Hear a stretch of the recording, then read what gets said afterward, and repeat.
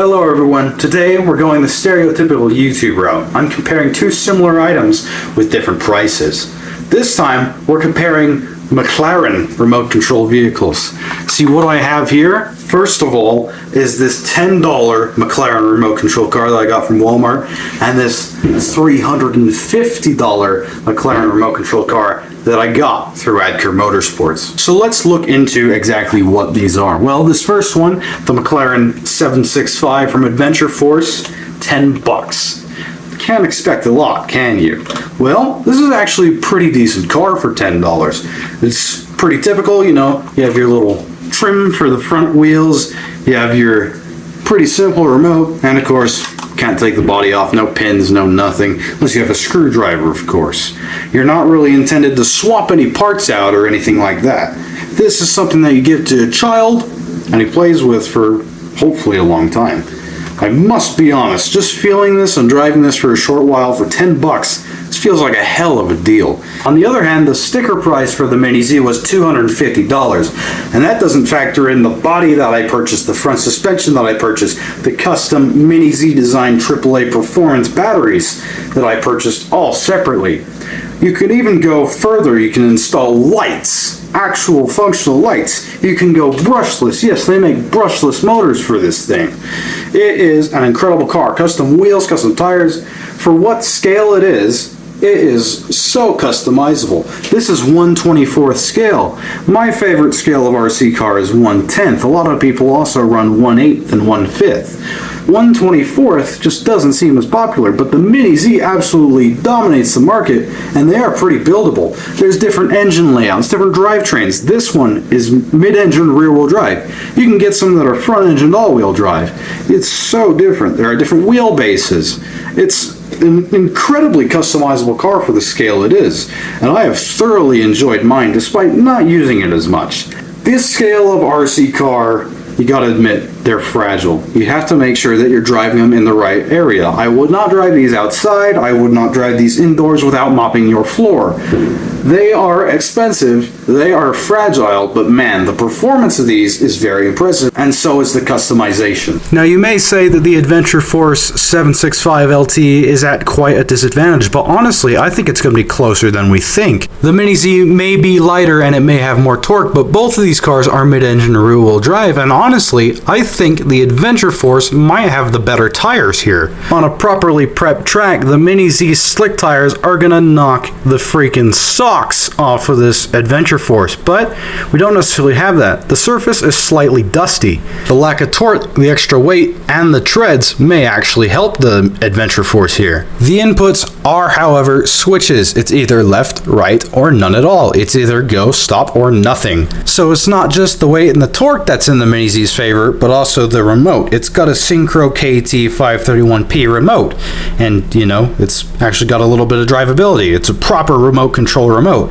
There's a lot of various inputs that you can put in. This makes this thing a lot more precise to drive, and yes, while it is skittish because of the extra power and less weight, it's gonna be faster. It's gonna be more agile, but will that be enough to account for the lack of grip?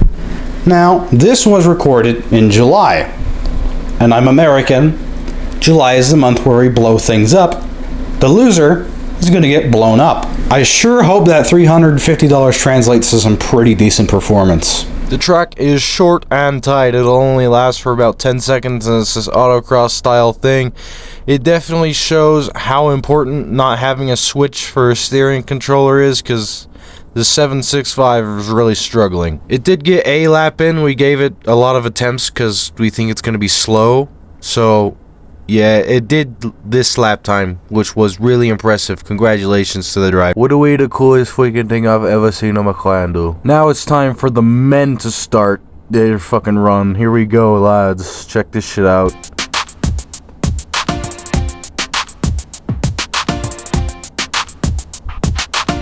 Holy fucking shit, that was significantly faster and totally worth the extra. So she drives pretty good outside. It doesn't have any suspension, unlike the Mini Z, so kind of bounces around. But since it's lost, it's time to take some firecrackers to it and stuff. Bring it in. For the moment there, the steering was the steering's broken. It's only broken because it's upside down, I think. Okay, so turning right doesn't seem to work very good. So I guess it fails before the initial durability test. So quickly. Voila. The damage is it's slightly burnt. It's time to put some firecrackers on it. Right then. Got 4 of those on there. I think it's ready. We're gonna do one at a time.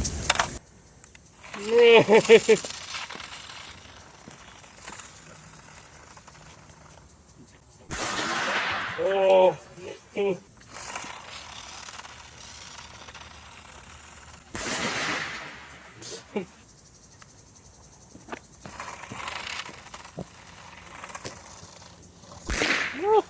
So I think that's the biggest point of damage we had. That's nothing. Other than the steering, of course. Alright, so we did find out why it's worth $10. The steering is made of paper. Otherwise, it's pretty freaking cool. If you keep it inside and you never crash it, I guess it's alright.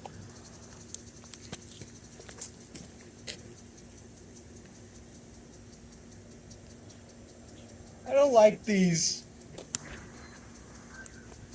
Ah, yay.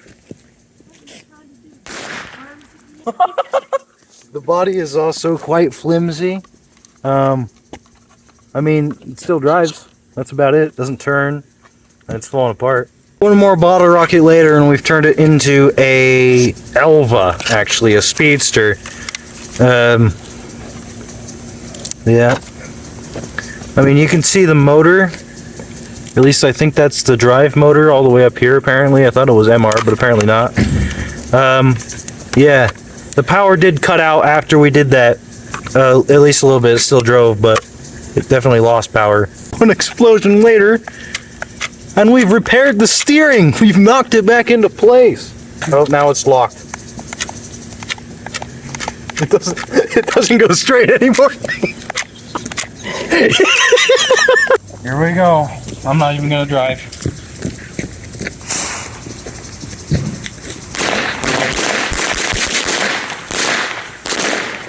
Oh shit! She still runs.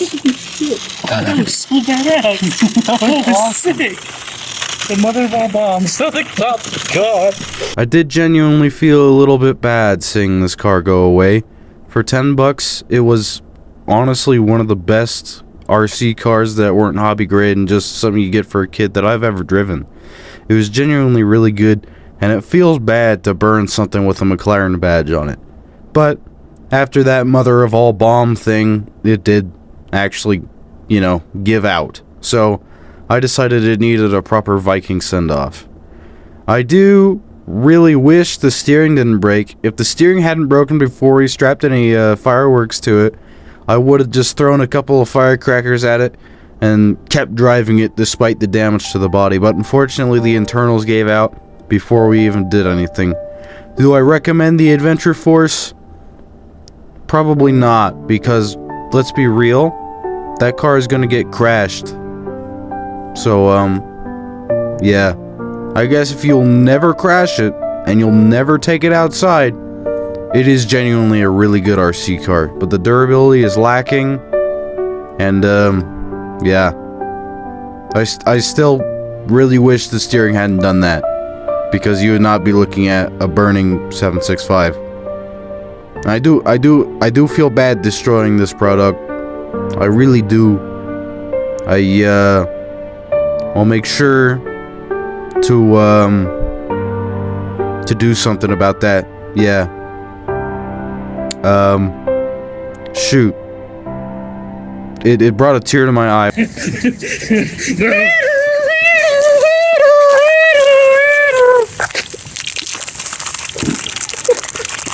Is this what happened to Jack Doherty?